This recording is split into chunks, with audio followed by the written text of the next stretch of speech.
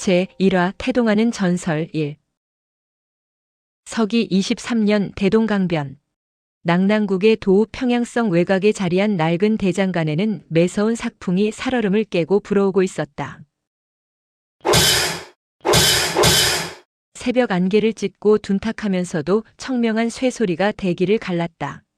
화로에 시뻘건 불꽃이 춤을 출 때마다 검게 그을린 중년 사내의 등 근육이 뱀처럼 꿈틀거렸다. 그는 그저 쇠를 두드리는 것이 아니었다. 침묵 속의 세월을 두드리고 가슴속 깊은 한을 벼리고 있는 듯 했다. 그의 이름은 선우사. 겉보기엔 평양성 바닥의 솜씨 좋은 대장장이에 불과했으나 그의 혈관 속에는 수백 년 전 동방을 호령했던 고조선 왕족 선우 가문의 핏줄과 조상 대대로 물려받은 내공 씨앗이 숨죽여 잠들어 있었다. 무도야, 풀무질이 약하다. 불길이 죽으면 쇠도 죽는다. 더 세게 당겨라. 선우사의 벼락 같은 불호령에 맞은편에서 풀무질을 하던 청년이 이를 꽉 물었다. 이제 갓 18 약관을 앞둔 선우무도였다. 땀으로 뒤범벅이 된 무도의 눈빛은 아직 세상 물정 모르는 소년의 것이었으나 장대한 기골만큼은 범상치 않은 기운을 풍기고 있었다. 아버님, 대체 이 검은 누구에게 주시려고 이리 정성을 쏟으십니까? 무도가 가쁜 숨을 몰아쉬며 묻자 선우사는 대답 대신 묵묵히 달궈진 쇠를 망치로 내리쳤다. 사방으로 시퍼런 불꽃이 튀었다. 선우사는 직감하고 있었다. 20여 년 전 아버지를 죽이고 가문을 멸문시켰던 한나라 왕망의 개들, 현령대가 기어이 자신의 냄새를 맡고 이 변방 평양성까지 추격해왔음을. 내 대에서 이 지독한 운명을 끝내려 했거늘 하늘은 기어이 이 아이의 어깨에 큰 짐을 지우려 하는구나. 선우사는 비통한 심정을 거친 망치질에 담았다. 그는 평생 자신의 힘을 숨기고 살았다. 몸속에 잠든 거대한 내공을 깨우지 않은 채 평범한 대장장이로 늙어 죽기를 바랐다. 그것이 멸망한 왕족의 후예가 살아남는 유일한 길이라 믿었기 때문이다. 하지만 한나라는 그들을 평범하게 살도록 내버려 두지 않았다. 여기다! 이 대장간이다! 도망치지 못하게 포위하라! 돌연 대장간 밖이 소란스러워지더니 10여 명의 복면을 쓴 살수들이 문을 박차고 들이닥쳤다. 한나라 왕망이 보낸 정예 암살 부대 혈령대였다. 그들의 손에는 달빛을 받아 시퍼렇게 번뜩이는 살인도가 들려 있었다. 선우사!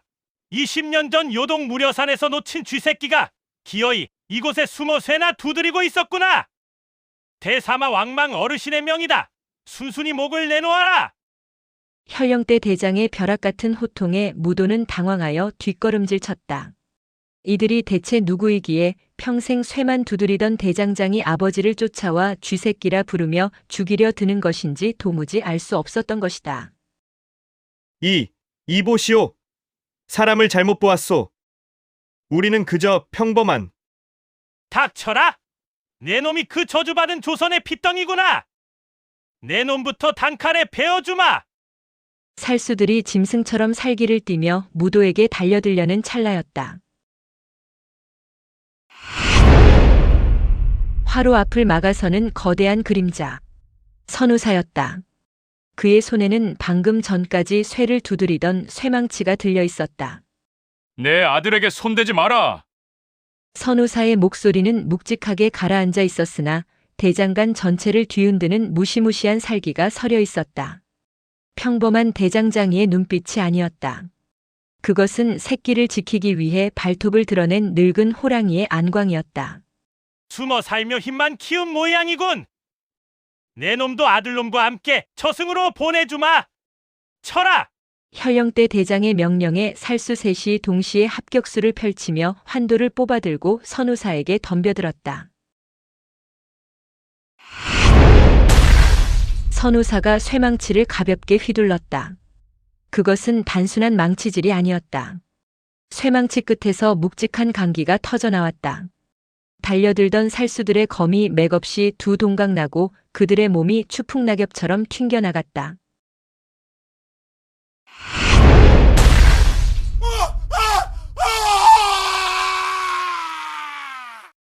살수들은 피를 토하며 나뒹굴었다. 무도는 자신의 눈을 의심했다. 평생 묵묵히 쇠만 두드리며 잦은 기침을 달고 살던 아버지였다. 그런 아버지의 몸에서 저토록 가공할 힘이 뿜어져 나오다니 믿을 수 없었다. 아버지? 무도야, 내 뒤에 바짝 붙어 서라. 오늘 문턱을 넘은 놈들은 한 놈도 살려 보내지 않겠다. 선우사는 더 이상 숨길 것이 없었다. 그는 단전 깊은 곳에서 수십 년간 억눌러왔던 선조의 기운을 단숨에 끌어올렸다. 비록 단전에 새겨진 씨앗을 완전히 개화시키지는 못했으나 수만 번의 쇠망치질로 단련된 그의 외공은 이미 고수의 반열에 올라 있었다. 이놈의 무공이 예사롭지 않다. 진영을 짜고 전원 공격하라. 당황한 혈영대 대장의 호통과 함께 남은 살수들이 벌떼처럼 달려들었다.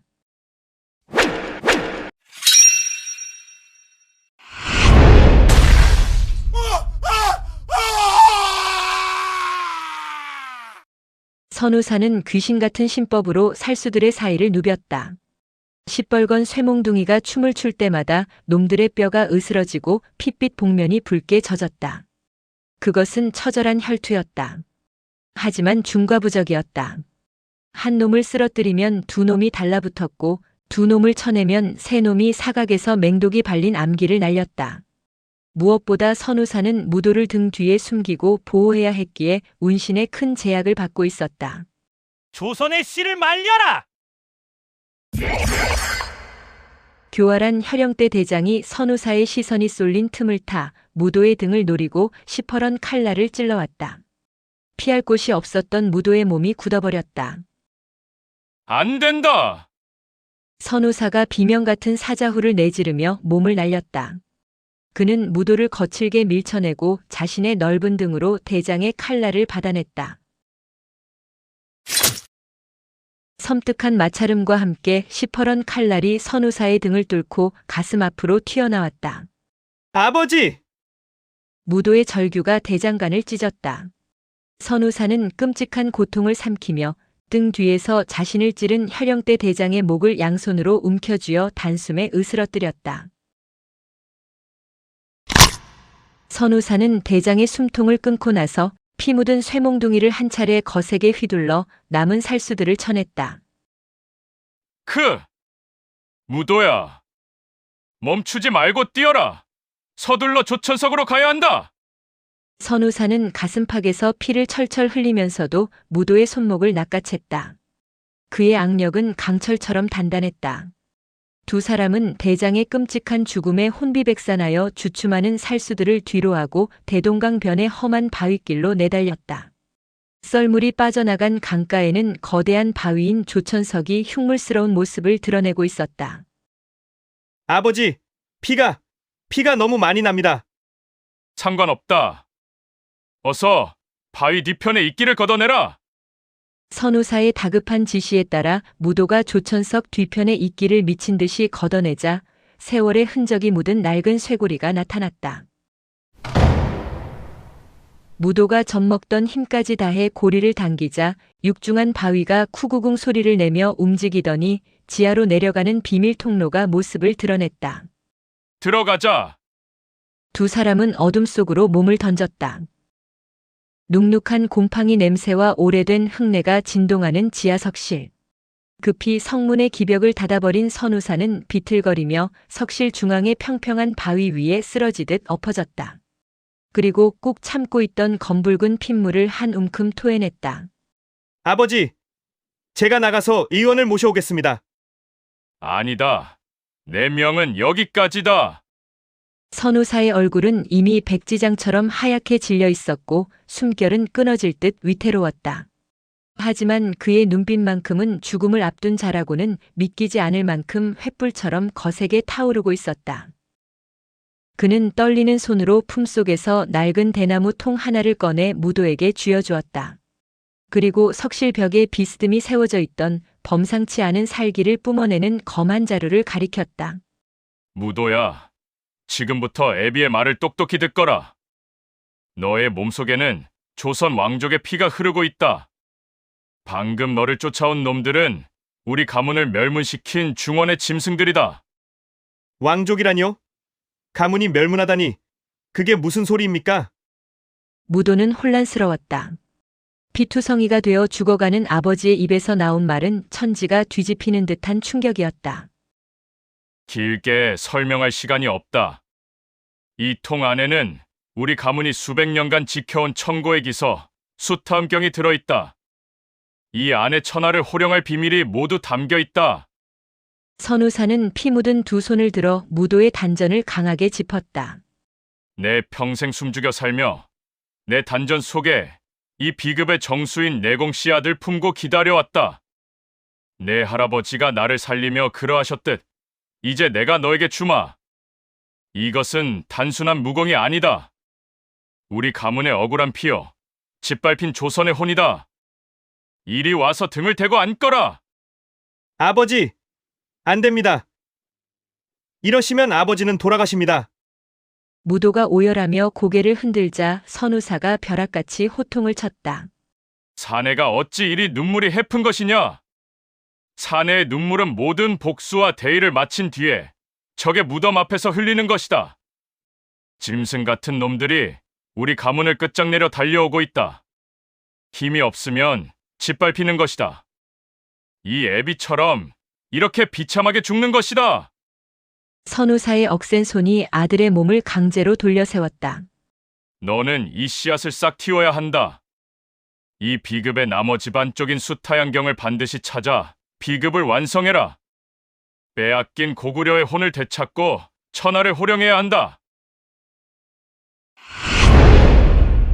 선우사의 두 손바닥이 무도의 등에 닿는 순간 그의 단전에서 뿜어져 나온 거대한 내공의 정수가 무도의 혈맥을 타고 폭포수처럼 쏟아져 들어갔다.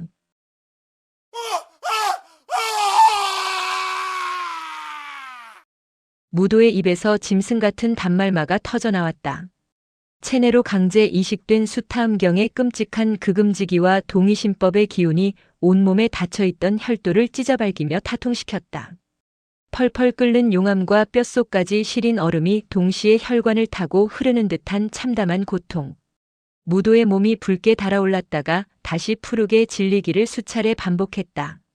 무도는 온몸이 찢어지는 고통 속에서도 아버지의 생명력과 영혼이 고스란히 자신에게 넘어오고 있음을 느끼며 피눈물을 흘렸다. 그때 바깥에서 혈영대의 살수들이 조천석의 입구를 찾아내 바위를 부수고 들어오려는 굉음이 들려왔다. 마지막 한 방울의 내공까지 아들의 단전에 밀어넣은 선우사의 손이 힘없이 툭 떨어졌다. 그의 머리카락은 순식간에 하얗게 새어버렸고 얼굴은 미라처럼 생기를 잃었다. 그러나 아들을 바라보는 그의 입가에는 희미한 안도감의 미소가 서려 있었다. 가거라, 내 아들아. 저 지하 수로를 타면 대동강 하류로 빠져나갈 수 있다. 내 안에 조선의 혼이 숨쉬고 있음을 절대 잊지 마라. 그것이 선우사의 마지막 유언이었다. 선우사는 남은 마지막 생명력을 쥐어짰다. 거대한 쇠망치로 석실의 지지대 역할을 하던 천장 기둥을 혼신을 다해 후려쳤다. 거대한 바위와 흙더미가 무너져 내리며 달려들어오던 살수들과 선우사의 머리 위로 쏟아져 내렸다. 자욱한 흙먼지와 돌무더기 속에서 무도는 터질 듯한 슬픔과 피 끓는 분노를 안고 아버지가 남긴 대나무 통과 금강검을 움켜쥐었다. 아버지, 깊이 있고 가문을 세우고 이 대지에 고구려의 깃발을 꽂겠습니다. 무도는 입술을 깨물어 흐르는 눈물을 삼키고는 차가운 지하수로를 향해 몸을 던졌다. 그의 가슴 속 깊은 단전에서 조상들이 수백 년간 피로 지켜온 거대한 내공 씨앗이 사납게 꿈틀거리기 시작했다. 무림을 피로 물들릴 거대한 북방의 호랑이가 마침내 눈을 뜨는 순간이었다. 다음 화에서 계속 이어집니다.